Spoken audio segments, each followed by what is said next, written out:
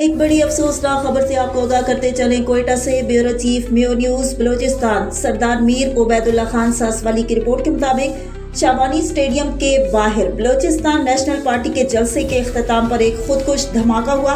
इब्तदाई इत्तलात के मुताबिक कम से कम 10 से 11 अफराद जाँ भाग जबकि 30 से ज्यादा जख्मी हुए हैं। जख्मियों को सिविल अस्पताल और बोलान मेडिकल कम्प्लेक्स मुंतकिल किया गया है, जहां इमरजेंसी नाफिज कर दी गई है। सिक्योरिटी फोर्सेज ने इलाके को घेरे में लेकर शवाहिद इकट्ठे करना शुरू कर दिए हैं। ऐनी शाहिदीन के मुताबिक धमाका इस वक्त हुआ जब लोग जलसे के बाद मुंतशिर हो रहे थे। पुलिस का कहना है कि ये मुमकिना तौर पर खुदकुश हमला था, ताहम हतमी तहकीकात जारी हैं। हुक्काम ने तस्दीक की है कि BNP के सरबराह सरदार अख्तर मैंगल महफूज हैं और वो हमले में जख्मी नहीं हुए। वजीर आला बलोचिस्तान और सूबाई हुक्काम ने धमाके की शदीद मजम्मत करते हुए वाक़े की आला सतही तहकीकात का हुक्म दिया है।